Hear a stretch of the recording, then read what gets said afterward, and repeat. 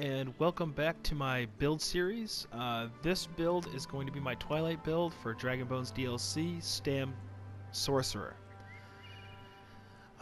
The skills really haven't changed too much at all, actually, for this particular patch. The DPS hasn't really gone down at all. In fact, it's gone up a little bit. So let's get right into the gear. I'm running a 5-piece on front bar mechanical acuity. When you deal damage, you have a 15% damage, 50% chance to gain unerring mechanical vision for 5 seconds, causing your attacks to always be a critical strike. This effect can occur once every 18 seconds, which basically means the cooldown is only 13 seconds. So every 13 seconds, pretty much every time you go back to front bar, you're going to have mechanical acuity active. The set bonuses are really great for magic and stamina, which makes this a pretty great set actually for both classes. So I'm running double axe on the main hand. I'm running a Nirnhound for the extra AoE damage, and that's with a poison damage enchantment on it. For the offhand, I'm running infused with the weapon damage enchant,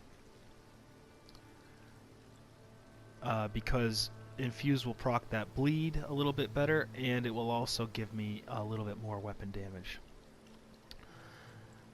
The bow is the same as last patch.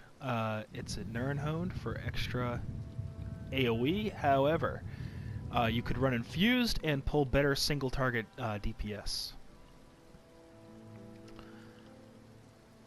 I'm running a Stormfist mask, so this is basically a 6-1 setup, I believe. 6 medium, 1 heavy. Automaton would be my second set. Automaton is really great. It adds, if it's gold, it adds 400 weapon damage to your physical damage abilities, which we all know stamina sorcerers have a lot of physical damage. Stormfist Pauldron Heavy with a health enchant will help us get over that 17k mark for trials. Stormfist is great because it can proc the execute passive that the sorcerers have in Storm Calling, which I'll get to in just a minute. So mechanical acuity, pieces, automaton again, and then automaton Djura. I'm poor, so I'm using Rakuda damage and chance, and I'm still hitting almost 40k right now with that. So, with pretty good enchants, you could probably hit a little bit higher, I'm sure. Let's check out the character in the Mundus. So on front bar, I'm rocking almost 40k max stamina, 17.2k health, and 11,000 magicka with 1,000 stamina recovery, 3,600 base weapon damage, and about 12 to 13k resistances. My boon is the warrior, and I'm using blue food.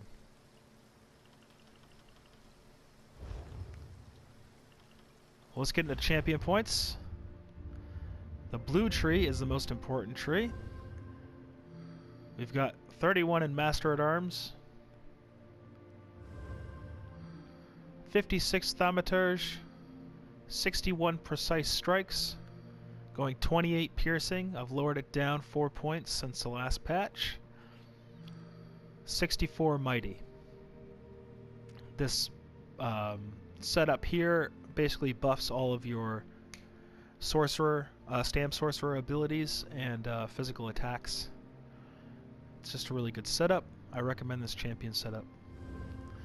Red tree, I'm set up right now for just generic. It's just a generic setup that I'm comfortable with. For other things like maybe Asylum Sanctorum or Vhoff, you would probably take more points out of Hardy. You'd pump up Elemental Defender to 75. And you pump your spell shield up a little bit more than what it is.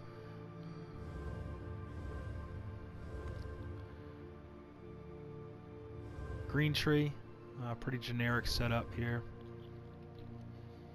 These points do help, but I do use them for the treasure hunter passive, so you could actually take points out of here if you'd like and put them more into your recovery or some of this if you want. I kind of view the green tree as a little bit more PvP centric than other trees, but you know, to each their own. So that's the champion points. So let's go to that passive I was telling you about here. Let's go to skills first. Skill is Shrouded Dagger. This will be the first ability that you would cast on your front bar. Does a lot of damage up front, and it's also slightly AoE-ish, where it bounces to different targets. And when you cast it, it grants major brutality, increasing your weapon damage by 20%. So it's almost like popping a weapon power pot, which is great, honestly. Deadly Cloak is a great skill that should be utilized by all Stam classes. The razors shield you from shrapnel, reducing the damage you take from area of effect attacks by 25%. That's huge, especially in trials like AA or something, where damage just stacks on you. Deadly Cloak will save you. Rending Slashes, we cast that for the major bleed that you get there, with Warhorn and other buffs that will actually go up. And it also acts as a snare. We don't really care about that. It's more just part of the rotation. Rearming Trap. The great thing about Trap is that it grants you minor force that increases your critical damage done by 10%. So I think it actually modifies your the criticals. So if you're hitting like you know, 13,000 critical or whatever, then it's going to increase that by 1,300 damage, bringing you up to about 14,300. So I don't exactly know the calculations on it, but it's a really great skill that every stamina class should be running. My ultimate here will be Flawless Dawnbreaker. I know I need to level it up. It's almost there. Very close. While slotted, your weapon damage is increased by 4%. It's amazing. You don't really cast this ability very often. You keep it for the weapon damage buff. Swapping bars here, we're going to go, our first skill is going to be Endless Hail. I have these skills set up so they're basically, it's exactly the way I do my rotation. So my first cast on back bar will be Endless Hail. 58 physical damage to enemies in the target area every half second for 10 seconds, so that's 20 ticks. It's huge. Combined with the Maelstrom Bow, it gets crazy. Hurricane. Hurricane's great. It increases your physical and spell resistance by a lot. Brings me up to almost 20k on both, and makes you move 10% faster. And it does even more damage as it gets bigger, which is it's just a great AoE ability for stamina sorcerers. You need to be running it. Razor Caltrops does a ton of damage up front, and then it does 2,107 physical damage every second for 12 seconds. Which is great. It acts like a nice snare as well. Bound Armaments again. We use that for the extra stamina and damage done with heavy attacks, as well as our resistance buff. Poison Injection is basically our execute. That's what we use every rotation, but when the enemy is under 50% health, the damage becomes exponentially higher. And then Ballista, which I've almost got leveled up here too. Basically, you're dealing about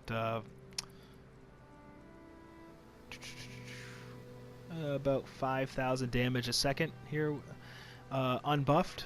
Fully buffed, you're looking at quite a bit more damage, especially in a trial situation. You're looking at 150,000 damage probably in 5 seconds.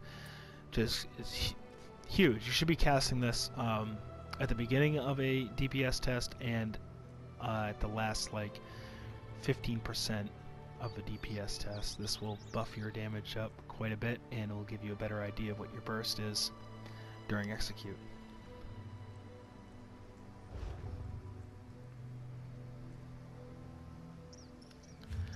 So I think that about covers it. Yeah, that's right. The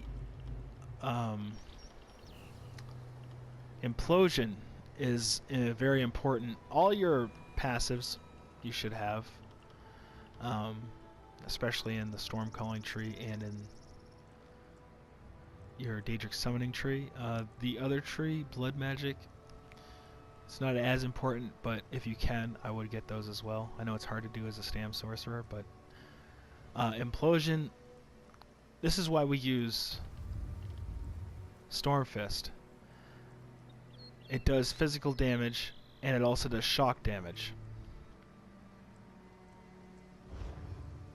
So we look at that, it does both of those things. So in execute, when you use that, when you deal shock damage, you have a 6% chance to instantly disintegrate enemies under 15% health, dealing 10,203 shock damage. When you deal physical damage, you have a 6% chance to instantly pulverize enemies under 15% health, dealing 11,327 physical damage. So on top of your Stormfist, you've also got Implosion, which is an amazing, amazing passive. You need to have this. Also for Daedric summoning, we have Power Stone, which you definitely should have.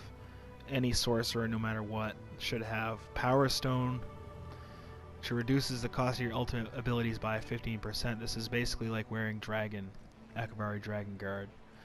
So, with that said, this is the new build. I will put a link in the description to the DPS test for this patch. Take care, have fun. I hope you enjoy the build. This is Muscle 420.